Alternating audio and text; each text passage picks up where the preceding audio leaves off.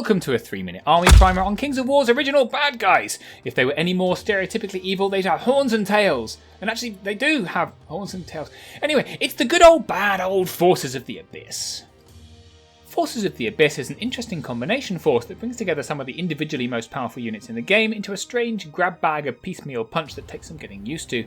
They're certainly replete with modelling potential, and some of Mantic's most attention-grabbing minis come from this range. So let's have a look at our list of archetypes to check out where we can inelegantly ram this list. Abyssals don't seem a natural fit for a grind list, with very few high defense units, but nearly everything regens and has Fury for waiver mitigation, so there's more than its fair share of high nerve tar pit units. I mean, Succubi Lava top out a -27 for a Legion, and they're ensnaring defense 4, which is just stupid. Add the Well of Souls for healing, you've got a pretty tasty grind. As with any list that has competent shooting, mixed arms is always an option. Abyssals do particularly well here thanks to liberal sprinklings of Fireball and Firebolts, combined with some truly devastating hammers. Abyssals also benefit from some pretty nasty big nasties, notably fiends and heroic monsters such as the Manifestation of Baal. It's not quite as efficient a delivery system as a surge-based list, but they can still deliver the punch exactly where you don't want it. People are just starting to crack on to how devastating mass flamebearers can be. There aren't many other piercing 118-inch threats that hit on 4s out there. Combined with the multiple other fireball-based options, you can now be that guy with added fire.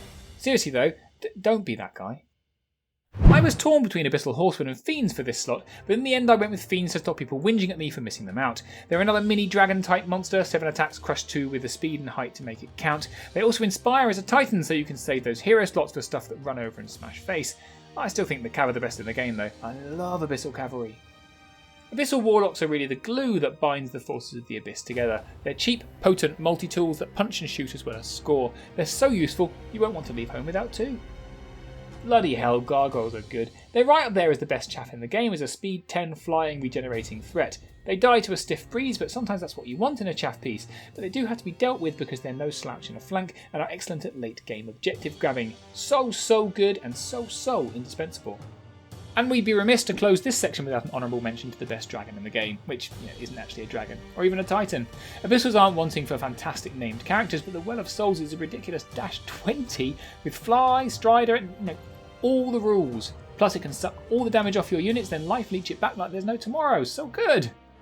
So on paper, the Forces of the Abyss seems to have it all. It's bursting with hammers, it's got great chaff, super characters, gribbly monsters. It does have a slight speed issue where it can be outsped in the main by faster forces, but the real difficulty with Abyssals is that finding the synergy between its wildly varying pieces can be something of a challenge. Individually the pieces are strong, but learning how to use them well together is the hardest part of playing this army. Apart from that, go nuts! Halloween every day! Welcome to the pit! Yeah.